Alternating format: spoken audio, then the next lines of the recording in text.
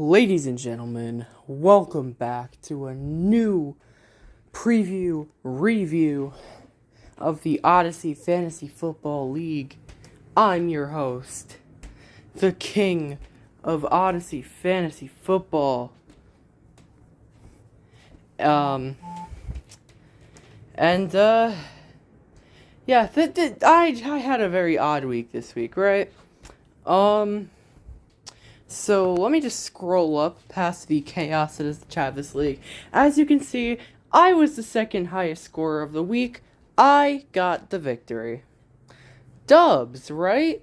I'm now the number 1 seed. Jay has overcame Adams and is now the 2 seed. Adams sticking up at the 3 seed. Minus to the 4. Cam stays at the 5 despite being 5 and 6. Braden has moved all the way up to the 6 seed after being the 12 seed just a measly couple of weeks ago. Kawhi moves down to 7. Montez from 12 to 8. That man goes. Number 9, Magnolia. Burrow up to 10. Dials to 11. And Rel to 12. And I say, it was an interesting week. But Mets, you won last week. Did I really win? Let's go over this. So before Monday Night Football, I was genuinely trailing this man, right? Joe Flacco went for 13.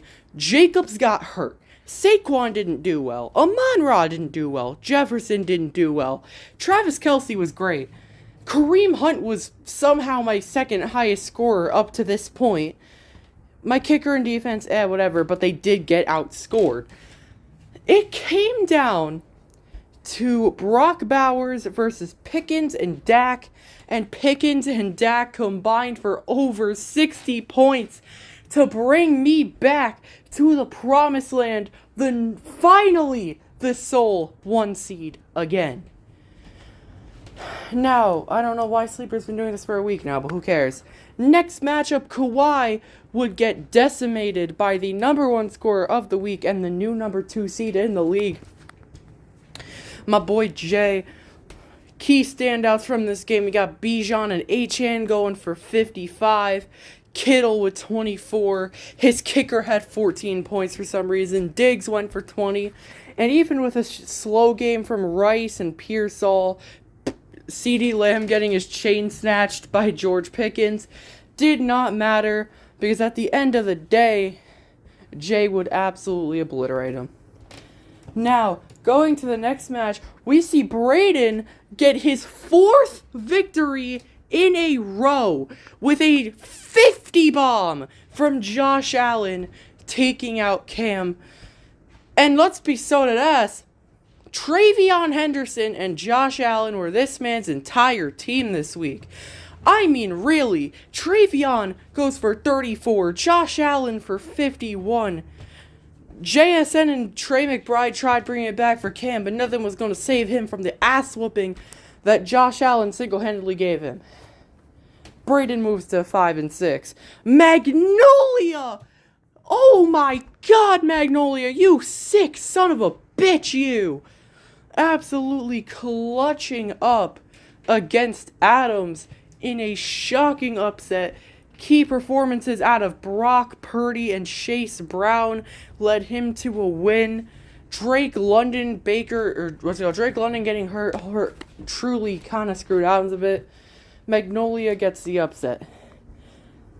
I don't know what it is with Dials and losing way too close games for his own good. But this man loses way too many close games for his own good, as he would lose by 1 point to Burrow. Key performances from Burrow include Nico Collins, who finally broke his ass out. The Steelers' defense absolutely dominating the Cincinnati Bengals. And even Bayshell Tootin going for 15 fucking points. Good for you, Bayshell Tootin. Christian McCaffrey was basically Dial's entire team, him and Christian Watson both. But it was not enough. Burrow gets another dub under his belt. And as if the upsets weren't getting crazy enough for you, Montez decisively would knock off minus, with key performances out of Jacoby Brissett, Travis Etienne, who, by the way, Bayshell and Etienne going off. That's crazy. Deebo Samuel, great week overall for his team. Minus key performances from Jahmyr Gibbs and Tyrone Tracy. But we move on. And man, this is going to be an odd week. So, I don't know what my lineup is this week. You got me and minus, and as it stands right now, it is a 50-50 on the fucking dot. We are both projected at 163.91. We are projected to score the exact amount of points. How did we even get here? But that might change. Joe Flacco has been questionable and as of today has been taking backup reps with the Cincinnati Bengals. But meanwhile, Joe Burrow, this sick fuck Joe Burrow, was taking snaps with the starters today. There is a chance that this motherfucker comes back even earlier than we thought. I digress. Dak Prescott is apparently questionable with a freaking hip injury. We'll see how that develops. I'm not expecting it to be very serious. I don't know if I'm starting Daniel Jones or if I'm starting Dak Prescott this week. We will see. I don't know. Josh Jacobs is probably not playing. I'm holding out for him because I want him to play so badly. I kind of need him to play. But I don't know, man. This is going to be real. I'm probably cooked this week. Saquon against Dallas should be fine. Amon-Ra against the Giants should be fine. If Jacobs doesn't play, my RB2 is Kareem Hunt, and we don't even know if he's the starter this week. And there's no chance in hell I'm starting Nick Chubb. So, Pickens also against the Eagles, I think he'll do fine. Jettis, as long as JJ McCarthy is that man's quarterback, I'm losing more and more faith. Kareem Hunt is in the flex right now. We're kind of just assuming he's going to start because Jesus knows Isaiah Pacheco sucks. If I have to start Kareem Hunt at RB2, I'm probably going to start either Josh Downs or DJ Moore, hoping it doesn't have to come to that. We look at the other team. I immediately see his quarterback room is a little decimated right now. He has Tyrod Taylor starting. I don't expect Tyrod to be very good. Jahmyr Gibbs and Jonathan Taylor is probably the scariest shit I'm going to see this week. There is a very realistic chance I lose this, and because of the utter uncertainty of my roster right now, I am going to predict that I actually lose this matchup to minus here. There's just so many unbelievable uncertainties with my team right now. I don't know this week. This week could be pretty devastating. Next up, we go to Kawhi and Cam. Cam does not have a quarterback this week. It is Kirk Cousins and nobody else. Justin Herbert, Bo Nix are both on a bye. Honestly, based off of that alone, I'm pretty comfortable saying Kawhi's going to win. You look at... I guess at the same time, Aaron Rodgers might play, might not play. We don't know. If Aaron Rodgers play here, I'm going to keep this one pretty short because, Cam is starting Jalen Coker and Christian Kirk in his flex this week. So, if that should tell you enough. I'm going to say that Kawhi is going to brutally batter Cam this week, unfortunately for him. Next, in a matchup that could genuinely go either way, you have the number 2 seed Jay take on the steaming red-hot Braden, who has jumped up from the 12th to the 6th in just a matter of a couple of weeks. You look at the quarterback comparisons, Drake May and Shidder. I think Shidder is going to be terrible, but we'll get to that. Lamar, Josh Allen. For Braden, you got Quinshawn and Kenneth Walker. Kamara Bijan. C.D. Rice versus Puka Wandale. Warren versus Kittle. Diggs and Pearsall versus Henderson and Dobbs. This is going to be a barn burner, which is exactly why I am going to give the win to Braden, because I think his quarterbacks outclass Jay's so much that it's not going to be fair. Now, Here's the silver lining for Jay. Josh Allen does play tonight against the Houston Texans. We'll see how he does against that defense. But if Josh Allen is even serviceable, I don't think Shedeur is doing jack shit, even if it is just the Raiders.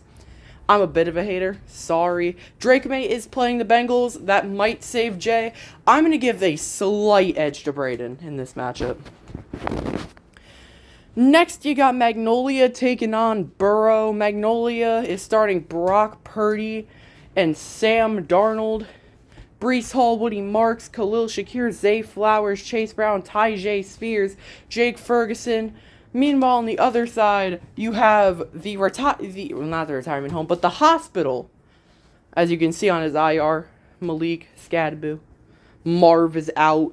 CJ is out. P. Ryan is out. Anyway, he has Goff and Mills, Pacheco and Kyron, Nico Devonta, Chig, Leggett, Bayshell Tootin. Now, this is another really easy one that I'm not going to waste too much time on. I'm going to give the one to Magnolia here. Burrow's team is just so banged up. If he had Malik Neighbors, Scadaboo, Stroud, everyone who he's missing right, like Jaden Reed even, Marvin Harrison, if he had those guys, his team could be a playoff contender. But unfortunately for Burrow, I think he will be competing for a spot in the toilet bowl this year. So I just don't have much hope. Magnolia is going to get the win here. In the next matchup, you got Dials and Adams in another projected 50-50. I'll be the judge of that. Dials is starting Mahomes and J.J. McCarthy, CMC and Devin Singletary, A.J. Brown, Alec Pierce, Hunter Henry, D.K. Metcalf, Christian Watson. On the other side, you got Jalen Hurts, Bryce Young, Javonte Williams, Rico Dowdle, Darnell Mooney, and Cedric Tillman. Adams, what the fuck happened? DeAndre Swift and Emmanuel Wilson, if Jacobs doesn't play, which I don't think he will. Jamar got suspended and Drake London is out this week, so therefore his receivers are Darnell Mooney and Cedric Tillman. And that is going to be what I call detrimental for Adams this week. Bryce Young is not putting up another 40 points. Let's just be so for real for a second. Bull fucking shit. That was a fluke and everybody knows it. Anyways, I will be saying that Dials will get a technically upset win this week. I trust Christian McCaffrey to absolutely blow the backs out of the Panthers defense. I trust A.J. Brown more than literally any receiver currently here, and that's saying something with A.J. Brown's performance this year. So Dials is going to get the win this week. And in the final matchup of what the fuck is even happening here, why is he... Okay, I'm going to pretend like Montez is being a serious human. So Montez is starting Jackson Dart, Jacoby Brissett, Etienne, Warren, Higgins, Booty, Schultz, Theo Johnson, Greg Dortch. Ew. Rel is starting Matt Stafford, Caleb Williams, David Montgomery, Kenneth Gainwell, Michael Pittman, Chris Olave, Brock Bowers, Jameson Williams, and Jacoby Myers. Possible Bucky return also, which would probably be nice for him because I don't think he really wants to start Kenneth Gainwell. Maybe. I don't know. We'll see how the Steelers' backfield plays out, man. They've been really odd. I think regardless of his quarterback situation, I think Rel is going to get another quote-unquote upset victory. It's hard to call a lot of matches upsets because the 2 seed through 12 seed is 7-4 to 4-7. Everybody is so close. This league is literally anybody's to win. We'll see what happens, and I'll update y'all next week. See y'all next week.